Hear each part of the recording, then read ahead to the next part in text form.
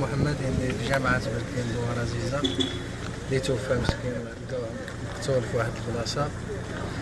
أنا فاش مشيت عند لاجودة حاولت صريحة الهضرة اللي كنعرف.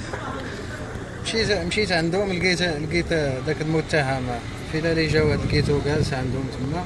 فاش استقبل لي سعادة لاجودة عيط عليه هو واقف قدامي وانا جالس على الكرسي.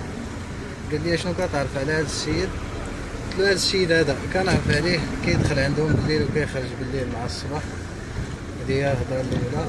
وقال لي يا سعادة جودان قال لي زيد شنو كتعرف عليه؟ قلت له اودي هذا السيد هذا نهار السبت في العشيه كانت غتصبح لحد نداء المسيره ضد بانكيمون. كنت كنتعشى عند نسيبي. حنايا يلاه تحط الترسيل وسمعنا الغوات جوج مرات وهاك عباد الله عتقوني ولد فلان كيقتلني في داري. هكا ولد فلان جواد مزغود جواد الفيلالي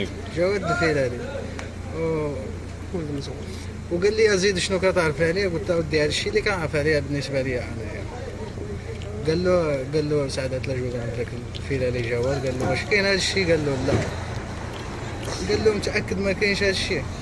قال له لا ما كاينش. فاش قال له لا ما كاينش قال له واش هذا السيد كيعرض عليك ولا كتمشي ولا كتهجم عليه؟ قال له لا انا هذا السيد كيعرض عليا، نهار كيعرض عليا كنمشي عنده. شكون اللي كيعرض عليه؟ هذا المتوفي مسكين المرحوم الدريش محمدين كيعرض على جواد الفيلالي. قال له الا كان كيعرض عليك هذا السيد هذا راه ما فراس مالو حتى 10 ليله وعسى عاد غير يعرض عليك نتايا. قالها له هكا. قال له يا ودي الله يهديك واش راك كتفسد مع هذه المراه؟ صارحنا. قال له ما كنفسدش معها. قال له الا ما كنتيش كتفسد معها شكون اللي غادي يقول لي انا راه فيك توحيمه من غير اللي كتفسد معها او لا اللي ولداتك؟ توحيمه. قال له هز حوايجك وكتبان التوحيمه هنايا. توحيمه كذا. هادشي اللي كان. سي محمد الدريوش، شنو دابا انت كتطلب؟ شنو هو الكلام اللي بغيتي تقول دابا؟ نوجه من كتوجه كلامك؟ الكلام ديالي كنوجهو للسلطه وكنطلب من السلطه تبين لنا الحق ديال هذا المرحوم.